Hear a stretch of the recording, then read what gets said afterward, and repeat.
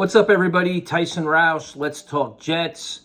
Before we get started, thoughts and prayers remain with the Hamlin family as we all hope for a speedy and full recovery. Let me preface this video by saying I'm not the biggest fan of the Johnsons as owners of the Jets. They've done so many things over the years that just rub you the wrong way, whether it was, the letting Mike Maccagnan spend $100 million, draft a full draft class, then fire him, the justification of hiring Adam Gase. Even this year, the Jets go on a little winning streak. They raise ticket prices. You always get this feeling the team is all about trying to garner headlines and trying to make money and ticket sales, and winning is after the fact. Even, to be honest with you, even during the draft, like the draft room, the phone calls and the photo shoots, even those are like cringe. Like they try so hard to be liked and be one of the guys when they're genuinely not. So there's been a lot of rumors over the last week or so about a potential power struggle within the hierarchy of the Jets. Now, we gave the Johnsons credit for when they hired Joe Douglas to kind of step back and say, you know what, we're going to let football guys make football decisions. The head coach is going to report to the general manager. The general manager reports to the owner. And that's kind of like, that'll be their football hierarchy, which is good. That's what we all asked for. Let the owners step back. You got to get final approval on the contract, but just kind of keep your nose out of things. And it seems like over the last week, there's been rumblings that there may have been times throughout this season where that changed, where Woody Johnson wanted Zach Wilson to play. Woody Johnson wanted to see Zach Wilson out there. It was kind of putting pressure on his coaching staff to make that happen. I guess week in and week out. I guess at some point Saleh had to push back and said the team voted on it. We have to go in a different direction after Zach Wilson not only lost the game, but didn't hold himself accountable and kind of just shrugged off the blame. So the Zach Wilson thing now is becoming just a circus at this point where everybody's got opinions.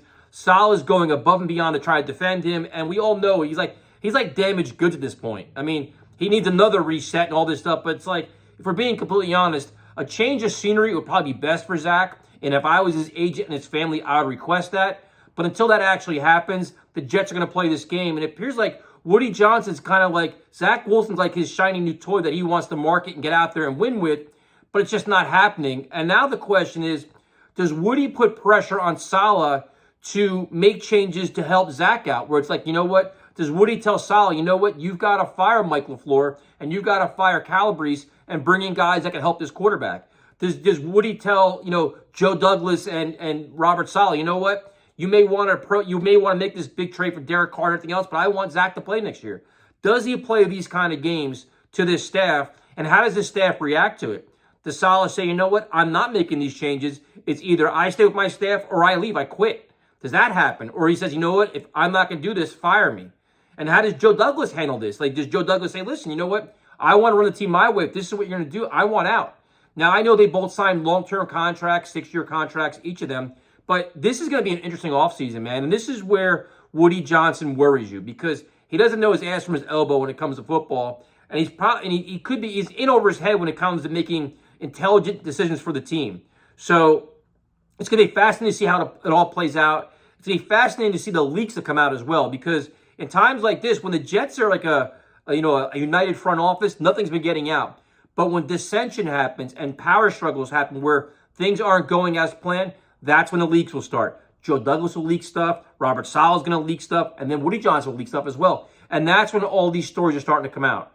So I don't trust Woody Johnson. To be honest with you, I would like to see Saleh make changes to offensive coaching staff, because there's not enough veteran guys there to help him build this offense and kind of maybe take it to another level. But I also think at the same time that he realizes the only way he can win is with a veteran quarterback. So he's going to probably say, you know what, I don't care what you want to do with Zach. I need a Derek Carr, or I need a Jimmy Garoppolo, or I need somebody that can run this offense and help me win football games, because my career is probably on the line. I think him and Douglas both realize that next year they got to make the playoffs or they're going to get fired. So they're going to want to do it their way. And their way is with a different quarterback. So this is going to be interesting, man. Never a dull moment with the Jets. But if you don't trust the owner and you have a feeling that he's going to force some kind of issue, it's going to be very interesting to see how this front office and coaching staff reacts.